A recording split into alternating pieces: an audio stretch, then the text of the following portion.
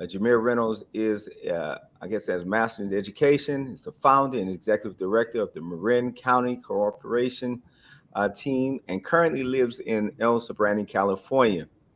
He created what is called an emergency response to the COVID-19 pandemic to ensure the continuation of comprehensive support services in Marin City, working in California's secondly most racially, and we're going to talk about this county during the pandemic, further exposed its iniquities for his work.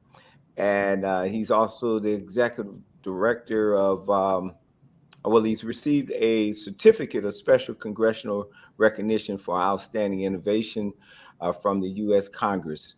And he also uh, got an award and joined the community with Michelle Obama and CNN commentator Van Jones. Jahmeer, welcome to the show. Thank you, my brother. I appreciate you having me. You know, it's several months that have gone by, and Pastor Floyd Tompkins from St. Andrew's Church was like, "Man, have you met Jahmeer?" And I was like, "No, I haven't met Jahmeer." He was like, "You need to meet this brother. You guys will get along real well."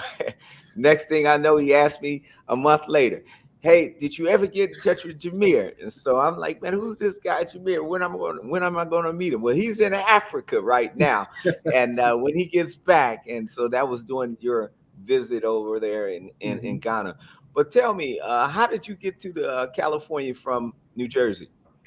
Um, at 18, a lot of people who know me know this story. I got on a train and went to North Carolina. I went to college. And so my mother and my grandmother took me to the train station. And it was like, they prayed over me and I got on the train. And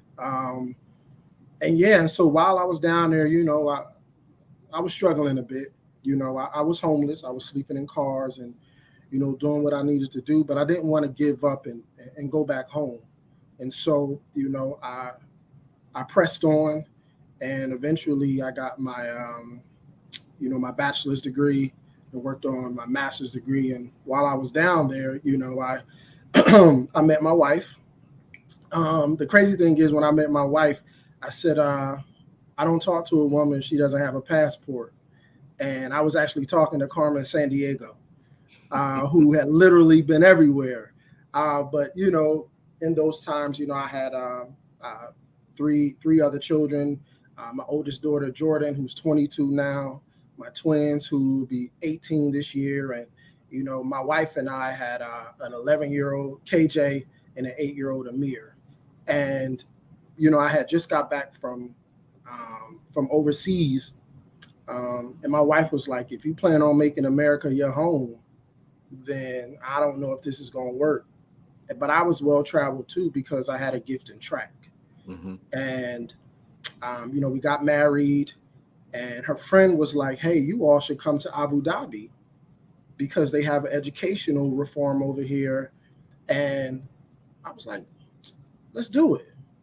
And we drove up to New York and my wife was like, I don't know if I'm gonna get the job. And I said, they're going to offer you the job when you get there. Mm-hmm. She said, they never do that. So I sat outside and when she got in the car, I said, what happened? She said, they offered me the job. All right. And so we pushed it back because we found out we were pregnant with Khalil and we moved to Abu Dhabi where we lived for 5 years. Oh, wow. Mm-hmm. Oh, wow. And, I've been to Trenton and so, and I say that because, I had a cat that was in the service that was stationed with me and I was living on the East Coast. So they would make those trips on the weekend from Virginia to Trenton. And at that time, it was, I think it was the car theft, the nation for car theft, man. Yeah. But I mean, it's a tough time. It's a tough place to grow. And so for you to get out of there and go to college and then go to a country like that, man. I mean, you were doing. How old were you when you moved over there? I was 31. But to really, back up and talk about Trenton. Trenton is what made me. I grew up in a house. It was a 3-bedroom house. At any given time, it was about 15 of us. So I grew up with my cousins, and we were raised like brothers. And a lot of the older guys are my OGs, that were on the block. They saw something in me, and they poured into me. If I ever got out of line, they would pull me to the side. Like, nah, you better than that. And so, I definitely thank them. I grew up in Miller Homes Projects. Okay. And it's a place where you literally needed permission to come into. But I didn't know that because everyone here was family. And so, I always knew that I was going to leave Trenton. When I was a teenager, I used to have tunnel vision. And the vision was me walking through the airport with a backpack on. But I could only see with my blinders. But it was like when I met Shakira, the blinders came off and I start seeing the whole airport. And I told her that I was like, I don't know if you know, but I always had this vision of having a backpack, getting on a plane and going somewhere. But, meeting you, the whole airport opened up. And so Trenton is what made me, like we say in the town, Trenton makes the world takes. That's one of our bridges. That is the bridge. And so I love where I'm from. Absolutely. Let me ask you this, man, because I heard you talk about your mom, your grandma. Growing up, where was Pops, man? Did you have a father in your life? Oh, yeah, I did. Like, you got to remember my parents were teenage parents. Okay, I didn't know that. Right. And so, but my mother was 17 when I was born. My dad was 19. Okay. And they did the best that they could do. And both of them had mothers, my grandmothers, who watched over me. And so even at a young age, my mother was teaching me Swahili and German, and we living in the projects. And my father introduced me to Malcolm X. And he always made sure that I read. At 12 years old, I read the autobiography of Malcolm X. And my stepmother, Judy Farabee, she brought me the book, Nathan McCall Makes Me Want to Holler. So she had a big hand, in raising me.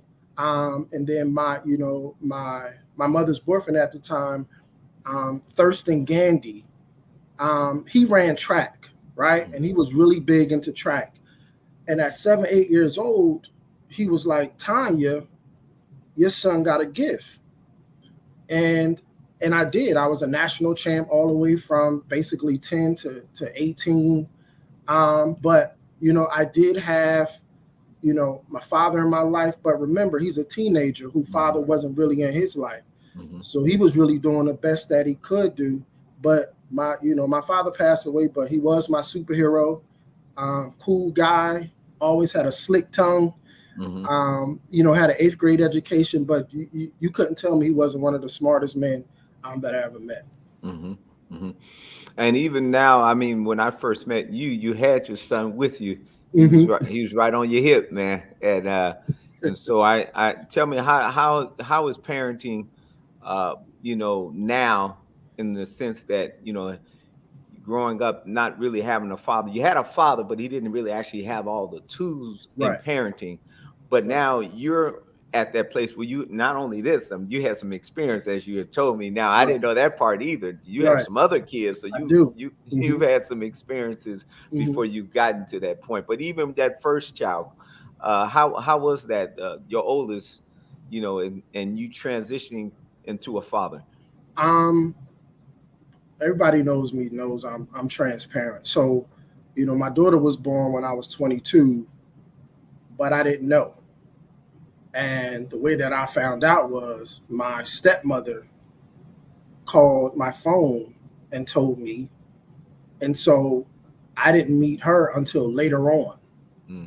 Right. And so with that, I had no experience because I didn't know. But as soon as I found out, talking to my wife and everything, we went and grabbed her, and then fast forward, I had twins. So imagine, my first child was at 22, my twins was at 25. I was already living on my own and everything else. But, my experience really came from help raising my twins. So I was the dad in the mall with the double stroller because I had a boy and a girl, looking crazy, trying to figure out how to do my daughter's hair, ponytails. all over the place, but it was the best job that I could have. And that prepared me for my two younger sons. My two younger sons have autism, Khalil and Amir. And the crazy thing is that my mother worked in the mental health field. She used to work at this place called Skillman in New Jersey. Mm-hmm. And she loved that job. And then I wind up working at a group home in Chapel Hill, when I was 24, 25, and I loved that job. Mm-hmm. That prepared me for my two younger sons, who are like night and day. But the one thing that I can say, I love hearing the word daddy. Mm-hmm. I love coming home and having them jump on me. Mm-hmm. Even my 8-year-old who wakes up in the middle of the night singing at the top of his lungs. But I knew my father didn't have all the tools, mm-hmm. but he was trying. Mm-hmm. And so I learned what to do and what not to do from my dad. And so for me, I am at the parent-teacher conferences. My 11-year-old is in kickboxing, and my twins, my daughter plays softball, and my son wrestles and plays basketball. And so I learned not to be like a toxic male, because I love and I hug on my children. And my father, because he's old school, he would say we're Vikings, like we don't hug, and you know what I'm saying? Mm-hmm. And I knew I didn't want to give that to my children. Mm-hmm. Yeah, I hear you. I had my first child when I was 23. Okay.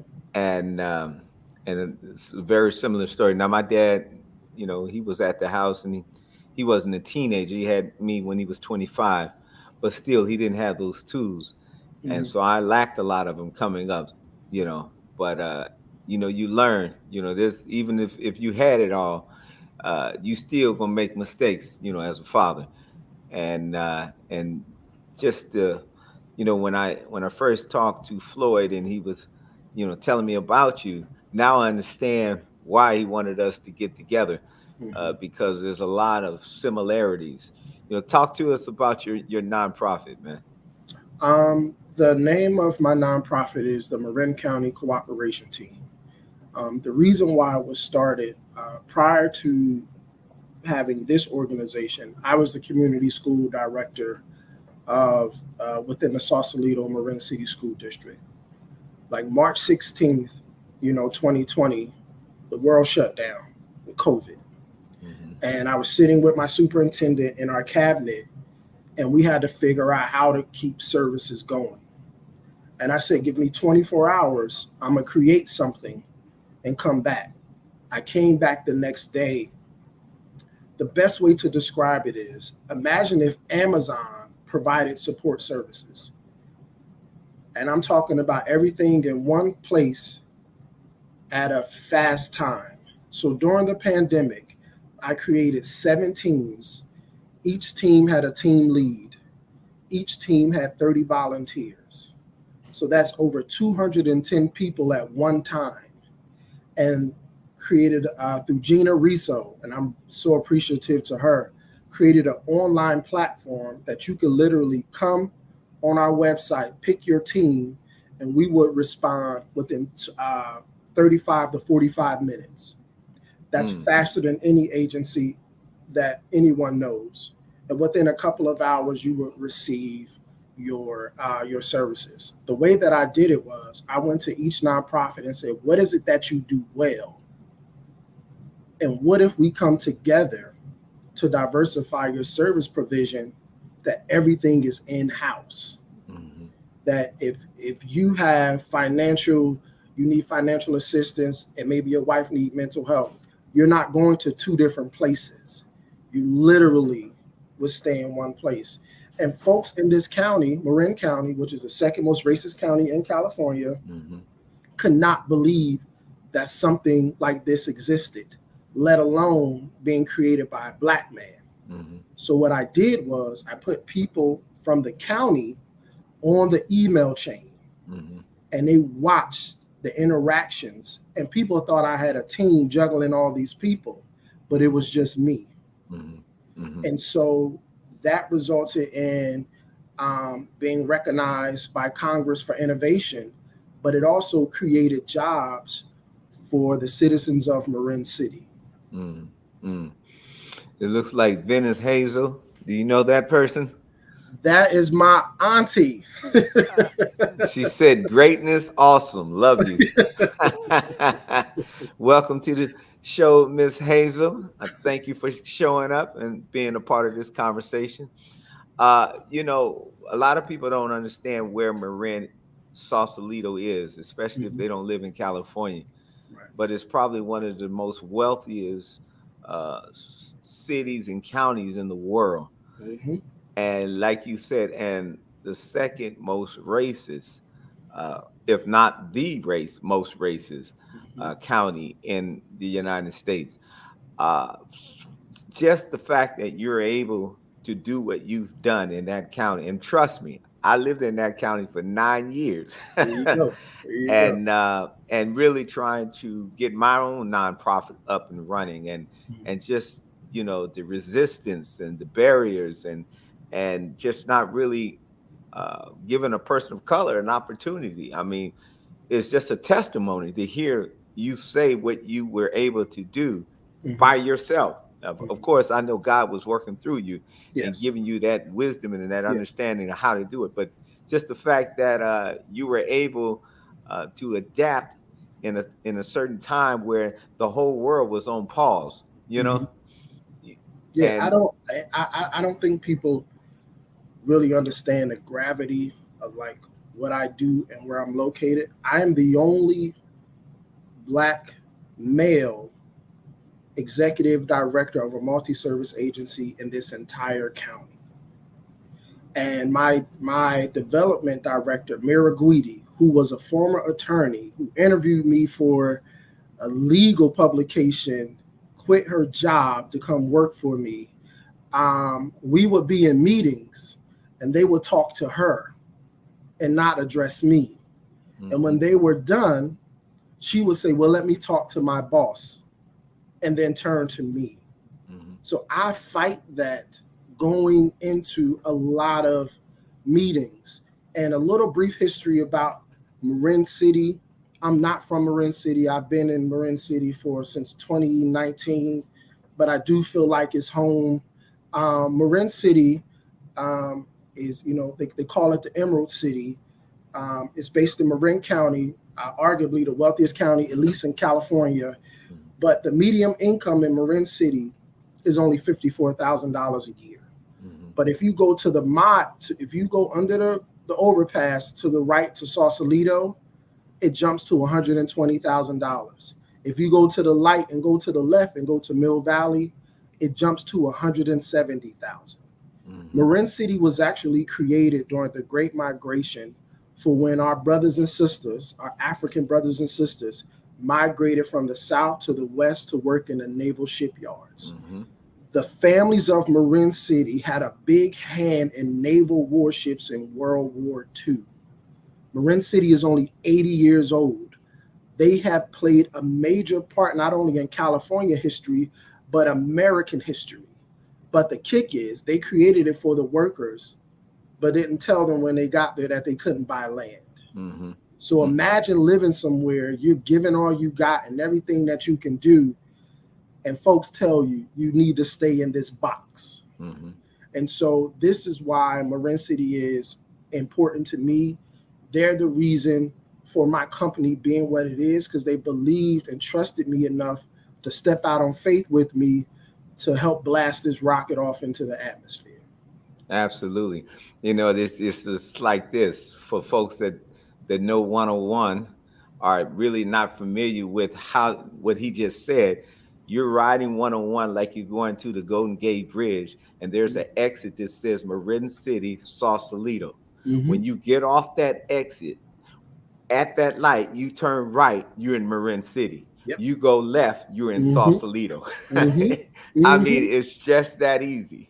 Mm-hmm. and Mm-hmm. so back in the day when the rap game was just getting popping and they had the digital underground, Yep. they thought that Tupac was from the town. They thought he was from Oakland. Nope. but Tupac is from Marin City. Marin City. Yep. Yep. And so just to give you all a little history about this place called Marin City, Hmm. where that's predominantly where all the blacks live, where the people of color live. Yeah, it's the largest black enclave in Marin County. And what folks fail to realize, there's so much talent in Marin City, from entrepreneurship to tech to carpentry to academics, all in this one place. Marin City has the potential to be its own Wakanda. One of the things that I'm really pressing for is to help raise the medium income level through economics and other opportunities. But Marin City has always been a community that takes care of its own. Like every story I hear of, there used to be a farmer's market, and they used to have Operation Give a Damn, and the CSD and the CDC. And one of the people I really want to lift up, a few of the people that I want to really lift up, is Brother Paul Austin for Play Marin. Um, Getting a little emotional. Like, Do your thing, man. Take your time, brother. It's all right. I remember starting this, and he was one of the people that I went to. He didn't really know me, but he was like, I support you.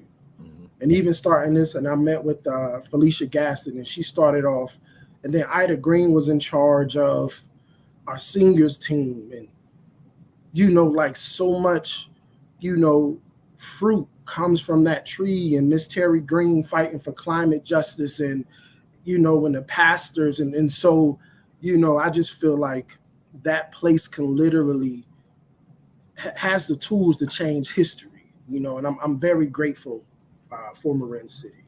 Well, brother, I'm working right alongside you, man. Any way that I can help you, especially in strengthening the families and reconciliating, the broken families, getting the men to understand how to be rightful in their place as far as fathers, and the tools of, as you said, working with their hands, as far as Mhm. electrical, plumbing, carpentry, you name it, Right, coding, computer programming. right, We're gonna work together and make that happen, man.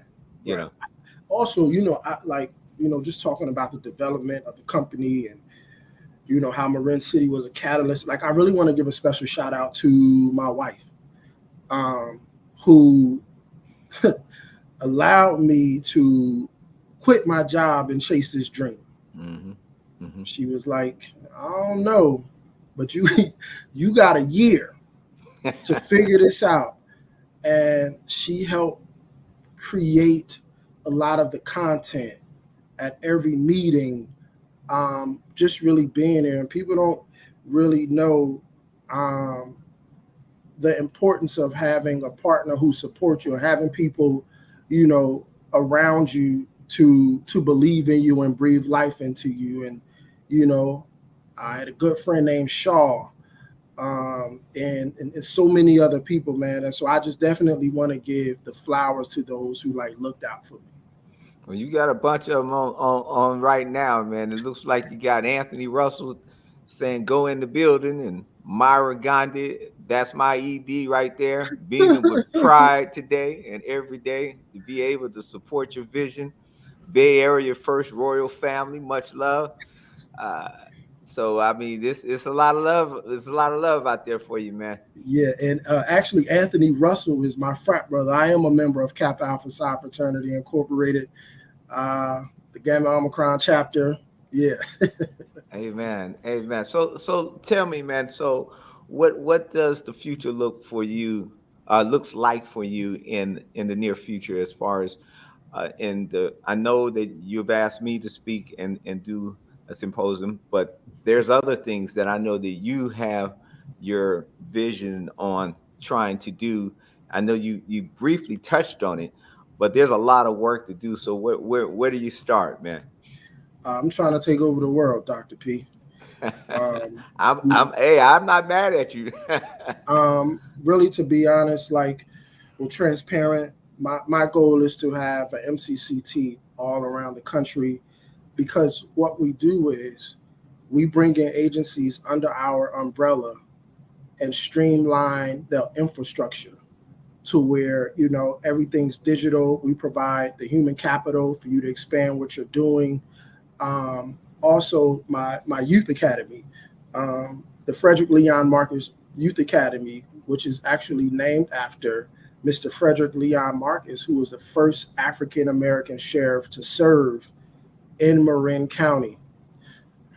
His daughter, Miss Oshala Marcus, who owns the MC Arts Gallery, gave me her blessing to use his name. And so, you know, for that, have that expand. We also started the first golf program for young African American adults in Marin County as well. And so not only do we have the first academy for young Black men in Marin County, we also have a golf program, which is the first of its kind in Marin County. I want to see this spread. I know we use the term BIPOC a lot, but to keep it funky, that B and that BIPOC has been going through hell. And to this day, we're still fighting for our rightful place in history to gain access to resources and everything. So I want MCCT to be a household name. Mm-hmm. Mm-hmm.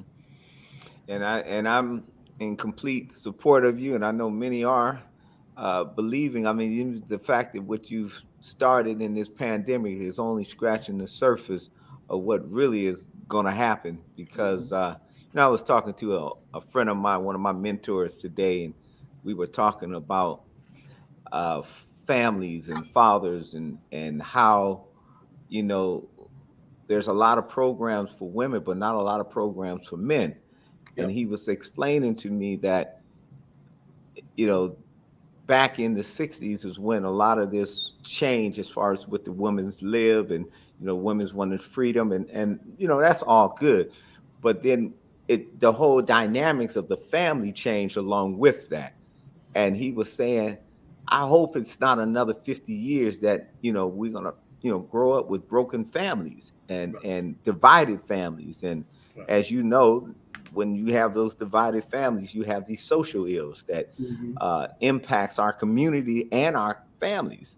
And so what you're doing is trying to prevent that from happening.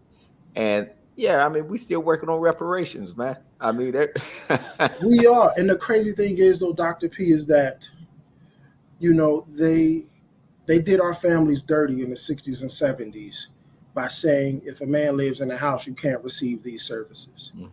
And that was intentional. And so that the divorce rate for African American couples back in the 50s and 40s was very, very low. But right. as the government and their the way that they do when inviting you to the table is with conditions. And so we'll give you everything you need, but he has to go. And then you implement drugs. Then you implement tearing down our public schools or underfunding them and so much more that you literally set to destroy the Black family. Because in the 1920s, African Americans were receiving their PhDs at a high rate. And as we thought things were getting better, they weren't, because they gave us a seat at the table, but they told us we couldn't talk and we couldn't eat. You can sit here and watch us eat, and whatever's left over, you can have. And so it was and is very intentional. And that's why what you're doing is so important, because there are a lot of brothers out there that just want somebody to see them and hear them. And we always hear about what a man is and what he should be. But what if I really don't know?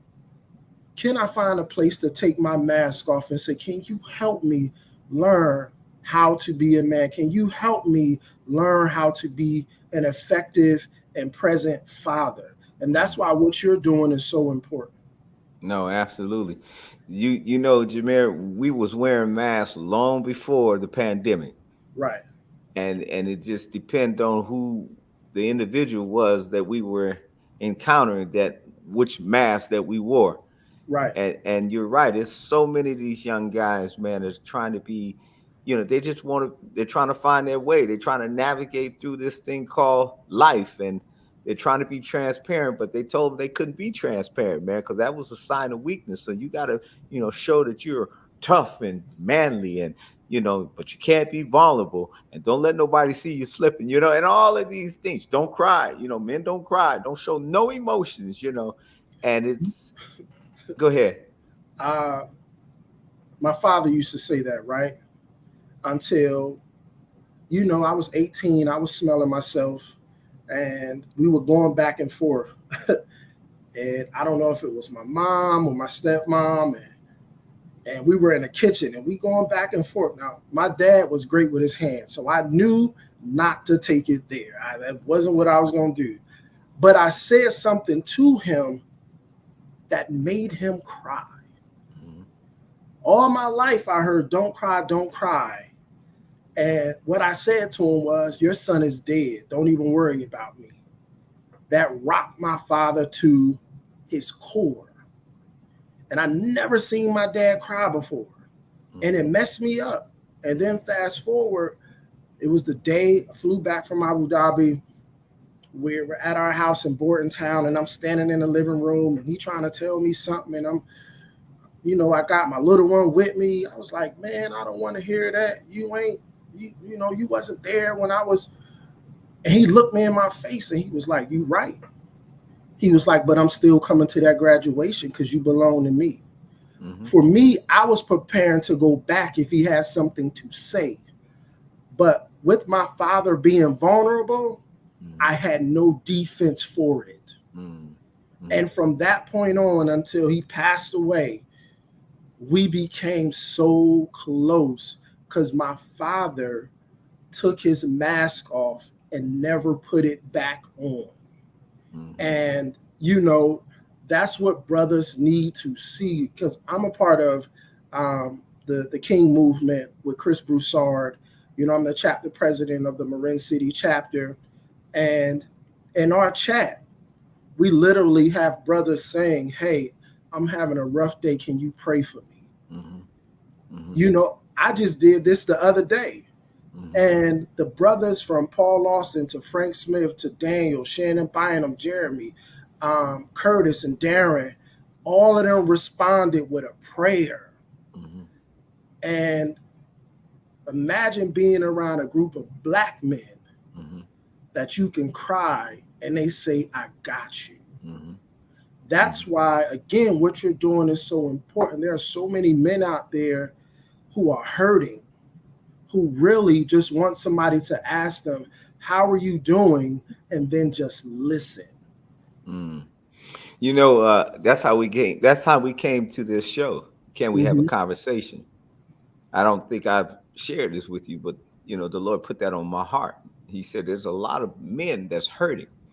He mm-hmm. said, a lot of young Black men that are angry. He said, and they're acting out in violence. Mm-hmm. He said, but they don't really want to act in violence. That's the way that they can be heard.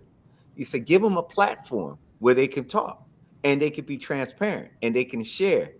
Let's have a conversation, Right. And yeah. And I definitely agree with that, because I got friends, some of them might be on here. My homie Cool and Slim and, a bunch of other brothers who we all literally grew up together, shared clothes together. We cried together and we were younger.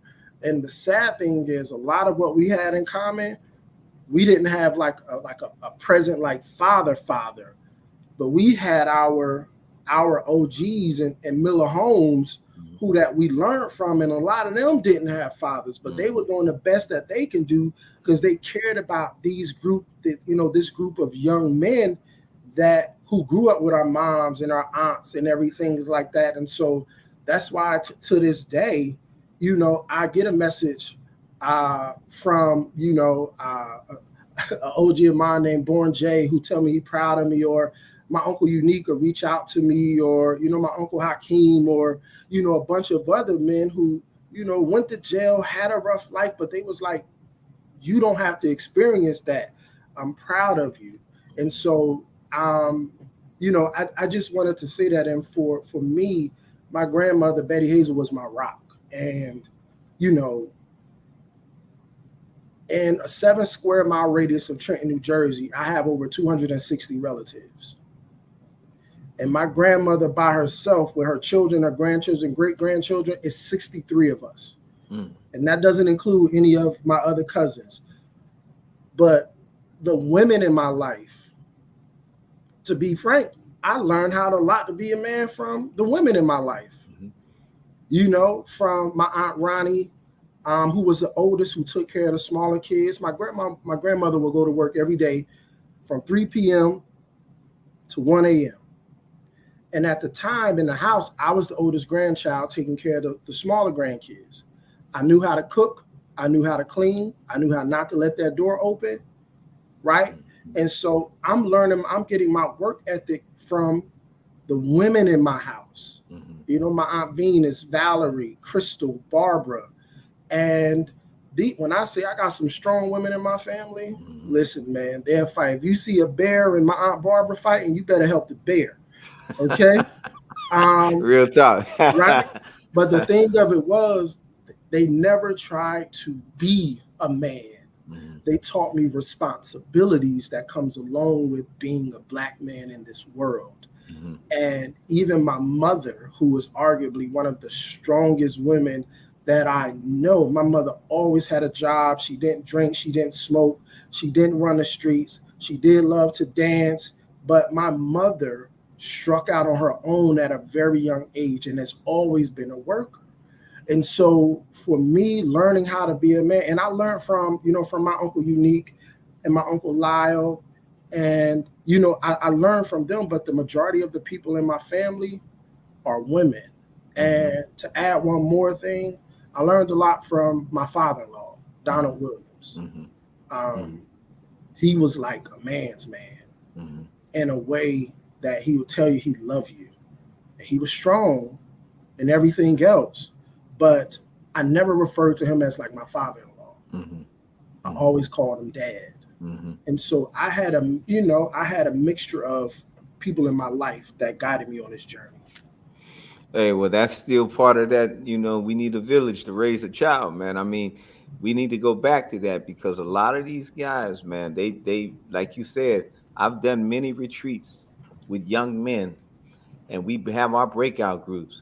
And you know what they say? Man, we really want to know, OG, I mean, what it really mean to be a man. No, we don't want the watered down version. We want it raw, They like to tell us the truth, because they're hungry for that knowledge, man. They're hungry for that wisdom, and they don't want to. And I tell cats all the time, you got these guys out there in Oakland, man, smashing windows and breaking into cars and doing all kind of crazy stuff. They don't really want to do that. If they could really get a good job, or get somebody that, because they're looking for, I don't care who the child is, kids want discipline. They do. And they know when they're lacking it, and so it's our responsibility to be that, to these young men and women, to help them to find their identity, to find, what it is that they need. And sometimes, hey, I'm a father to thousands of young men, you know what I mean? And I mean, I'm not trying to be their father. I'm not trying to take their father's place, just like you're not. But you see the void and you try to fill it, I always go into a situation like when I'm meeting a young man or young woman, and I just listen, because they oftentimes have people in their lives consistently telling them what to do, how to be, how to feel. And so when it's time for them to talk, it's like, well, damn, I don't even want to say nothing else now. You done told me how I should feel. So you know what? I'm going to end this. You have a blessed day. And I'm going to go back to getting it how I live, because this wasn't the right spot. So I definitely agree with you on that. I did a focus group in Marin City in those projects, man. And we were talking to these young men and asking them what it is that they wanted, and they were very open and very transparent about what they wanted. But they also knew what they didn't want. Mm-hmm. And, you know, this focus group was for Marin County. Mm-hmm. And I said, well, when you go to, receive some type of mental health work or some type of treatment or something, and, you're talking to a therapist and explaining to them, how does that work for you? He said, it doesn't. I said, Right. why not? Because we're talking about their culture piece now, Jahmeer. Mm-hmm. Because when they tell that therapist what they've been through, it's devastating to them, Yep. the therapist. Oh my Mm-hmm. God, I can't believe you went through that. Oh, what did you do? I don't know what I would have done if that was me. Yeah, and the reason I'm bringing this up is because there's only 3% of Black psychologists. Yep. So 3% can't meet the need for these young Black men, Mm-hmm. that really are trying to find somebody to look like them and be able to identify what they're dealing with, or even kind of help navigate them. And this is, I mean, for a young Black man to see you there and see the things that you're doing and running an organization, that gives them hope. That gives them motivation. Mm-hmm. That gives them an opportunity to say, if he can do it, I can too. Right. That DR right there for Dr. P, Mm-hmm. that wasn't for me. That was Right. for them. I grew up in East Oakland. Right. I ain't go to no private school. I went to the hood, the public Yep. schools. Yep. Right. Right. you Right. know, uh, if I can do it during the murder capital, because that's when I Yeah. grew up, when Yep. the drive-by shooting came and the crack cocaine and all of that stuff, Mm-hmm. where all the odds was against us. And now we got this next generation where they got some odds against them. But if they can see you, Jahmeer, Mm-hmm. and they can see me, and Mm-hmm. they can see what we're doing and providing services for them. That's why I had to make the connection with you, man. Yeah. Because, hey, look, I know a whole lot of counterfeits. I can spot them a mile away, and Right. they're plastic, man, and they try to act like they got this facade. They really trying to help, but really, man, you know what they chasing, man. They chasing they're chasing the money. Like, we call them poverty pimps. Mm-hmm. And for me, I can honestly say, we've turned down so much money because we didn't believe in what the people that were offering the money were doing, and they were not used to not only people turning it down, but a Black man saying, I'd rather have this little drop than have this big splash and compromise my organizational integrity. And so that's why I often start my meetings off with, of course, the introductions, but MCCT does not compromise its organizational integrity through any dollar amount or any relationship. I've literally had people get up and walk out of the room because I'm letting you know from the door, if we don't believe in it, no matter how big the check is, we're going to turn it down. And God has been working through us, for us, to sustain us and keep us grounded to where that we can hold our head high when we walk out into the world. Man, I love that, because that means you got options, and that means you have integrity and you're not compromising, Right. So I love that. We got about maybe 16 minutes. I want to talk about this thing about when you went to Ghana, man. and how did that change your life? So, I met my wife in North Carolina, and she had been going to Ghana since 1996, and so we're living in different places. So she invited me to her house. Walking to her house, it looked like a museum. I mean, masks and drums and xylophones and chairs and so much more. And she could literally name where everything came from. And she used to always talk about like this magical place named Ghana, right? But for me growing up in Trenton, only thing that I saw about Africa is the Feed the Children commercials, National Geographic, right? You know, you would hear your African booty scratcher, right? Mm-hmm. But, you know, the world really didn't want us to know what Africa really looked like. Mm-hmm. And so talking to her, it piqued my interest because she lived there. She got family there. And so the first time I was supposed to go, we were living in Abu Dhabi, but I had just started a new job. So she went with my youngest son at the time, and, you know, they visited Paga, which is where the villagers live with the crocodiles, because they believe the crocodiles are ancestors. So she sent me a picture of her and KJ sitting on the back of a crocodile. I'm like, are you crazy? Right. Then she sent the picture of him standing, you know, at a statue of a bust of W.E.B. Du Bois. She always kept talking about Ghana, and I couldn't go. Fast forward, you know, wanted to go for her birthday. And I told myself, I'm not going to have any expectations when I go. And that was the best thing that I could have done. When we landed in Ghana and I walked out of the airport, everywhere I looked, someone looked like me. And I said, now I know what it's like to be white in America. And it was just an electricity about the place, the spirit of entrepreneurship, the friendly vibes. Now, we're not going to talk about the infrastructure, because you could be riding down the highway and it's asphalt, then it'll turn into a dirt road, but that's neither here nor there. But when they heard my accent, they would say, welcome home.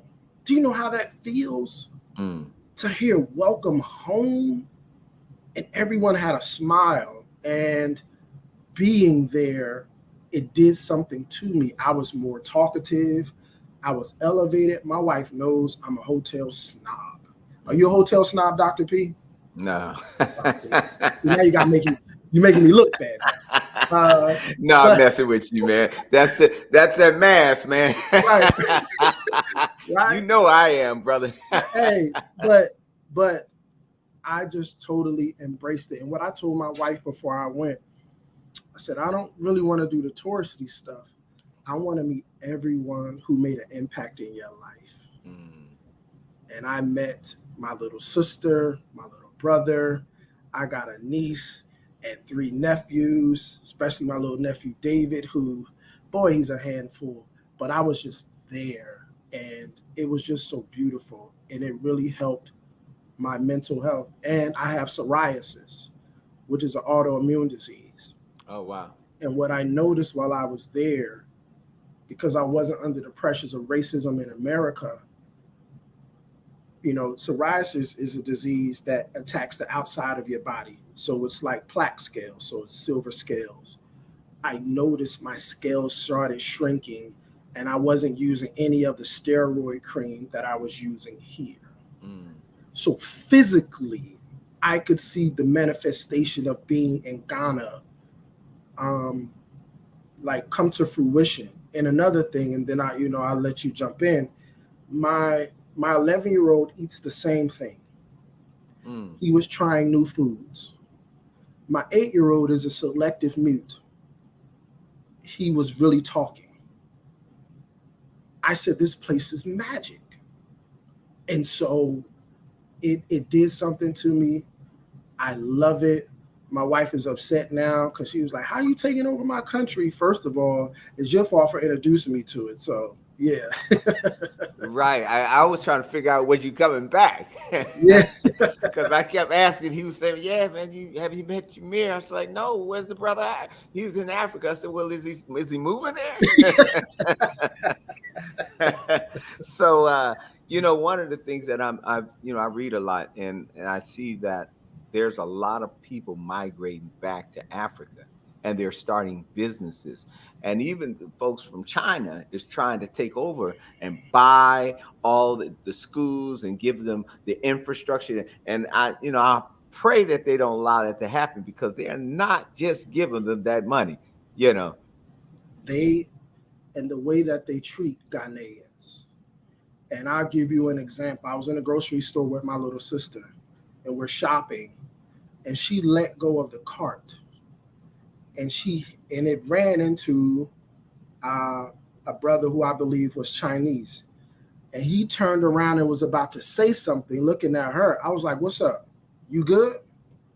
And he looked like, "Oh no, he's not from here." Mm-hmm. But he was about to be disrespectful towards my sister. And I find that a lot around the world is that they treat continental Africans very, very bad. And I personally, I'm just not having it. But again, just really getting back to on a positive tip, Ghana was amazing. I think I had one hiccup there when I visited the slave dungeons. I visited the Elmina Castle. I kept telling my wife, like, I don't want to go in there. And, I didn't want to go. And for everybody who's on here, I really want you to listen. So the Elmina Castle is now a UNESCO site.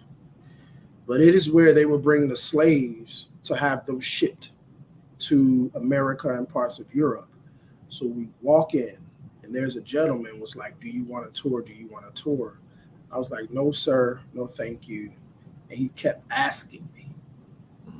I said, "I do not want a tour." And the first room that I went into was the condemned room. This is the room where, let's say I'm sick and you're not, they would throw us in the same room and just let us die. And when I stepped into the room, I could feel the spirits of my ancestors. And I kept apologizing. I didn't want, and my sons were with me, and I told my wife, "Do not bring them in here." I didn't want those spirits to jump on them. But while I was in that room, I was crying and apologizing to my ancestors. "I'm sorry it happened to you." And I closed my eyes and I could see our people chained together, dying. And the floor in the cell is raised because of all of the dead bones and skin cells. Do you know the shape of the air hole on the door? What it was? It was a cross. I come out of the room. I'm tore up. I look across the courtyard. It's a copper sign, a metal sign. Male slave dungeon. I walked down, and they had a trough from the ceiling to down in the dungeon that they would just dump food in. But while they were feeding you, you get deeper into the dungeon, you step down, and you arrive at the door of no return. For those of you who do not know what the door of no return is, this is where the door is about as wide as your computer screen, and they push the slaves out to the boats that are waiting for them. That is the last time that majority of those slaves ever set foot on their home country. So I'm bawling and I'm crying, and my wife is just stepping back, just letting me be. Then I go to the female quarters. The female quarters, standing room only. The original chains are still on the floors. But in the courtyard, there are bedroom quarters up top. This is where the slavers would look over and pick which female slave they wanted to sleep with. And if they resisted, there was a hole in the middle of the floor that they would dump the female slaves directly into the sea. When I say for at least 2 days, I couldn't talk. I would say something here and there, but I was so overwhelmed of what our people went through that it left me speechless. And that's why they say the seas around the coast of Africa never rest, because of the stories it holds. So Ghana was life-changing. Now, you talked about it being, it helped you with your mental health. Explain that to me. I wasn't worried about being stopped. I wasn't worried about giving a fake laugh to put white people at ease. Everywhere I went, it was welcome home, good evening. Um, the food was healthy. It took forever to come. You know how they are in Africa. It'd be good, but don't go there hungry because you done passed out. Um, but I was more in tune with my wife. I was more in tune with my kids. Um, I wasn't worried, even when we got stopped by the police and they call it dash, but it's really bribes. Mm-hmm. But I got to just be in the moment. I wasn't on high alert. Mm-hmm. And for me, I slept better.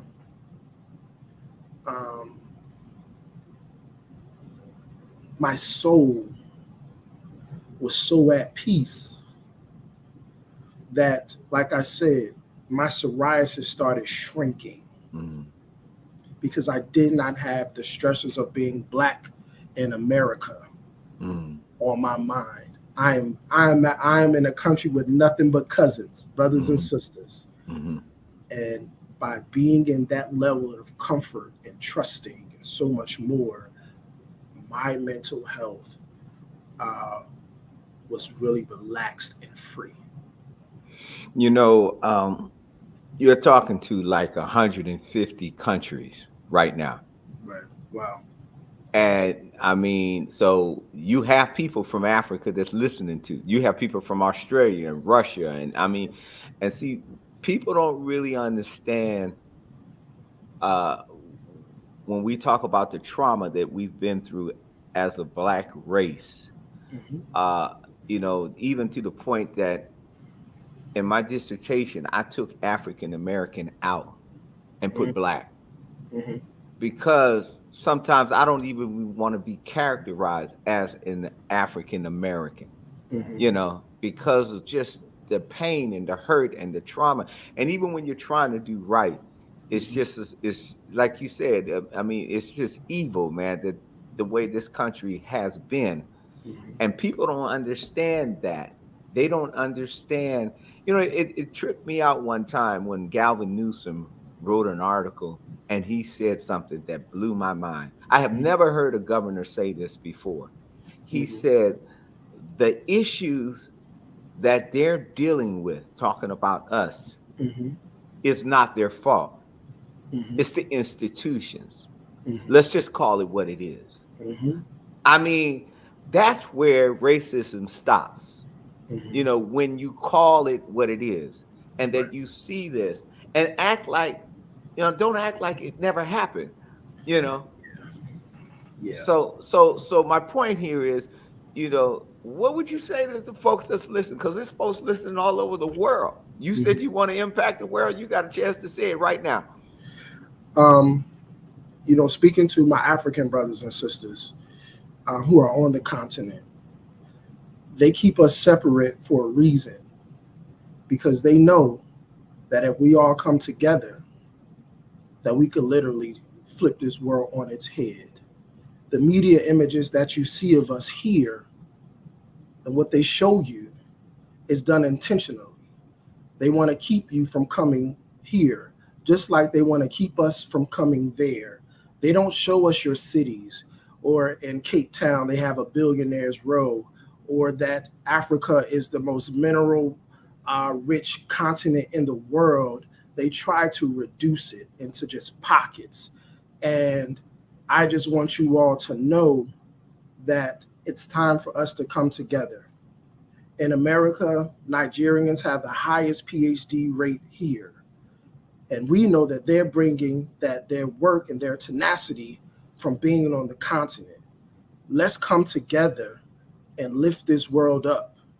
We have to take care of each other before we can take care of anybody else. And there's nothing wrong with saying that. To the people in other countries, I love you, but my loyalty is to my people. And they are institutions that are in place that know the power of this Black skin. They know the power of melanin. They know our history better than we do. And this is why in Florida, they're trying to take everything out of the books But when you go to certain places, they don't acknowledge that there was a black man or a black woman first. You have to remember the oldest skeleton found was found on the continent. So what does that tell you?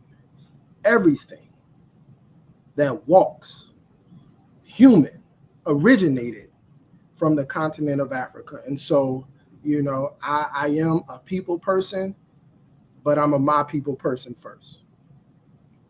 Amen.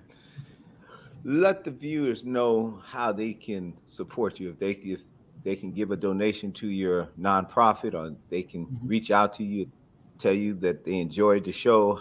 Just give some ways that they can contact you and support you.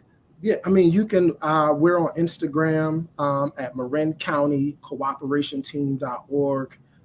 Same on Facebook, Marin County Cooperation Team.org. You can go to our website at www.marincountycooperationteam.org, and we will get back to you. We are quick when folks tap in, because we love the people, so we make sure we get back to you all. All right. Well, you've seen another and heard another segment of Can We Have a Conversation? You heard Jahmeer Reynolds today. I'm sure that this is not going to be his last time on this show, but I look forward to working with you, my brother, and seeing how we can make a change in our world, man.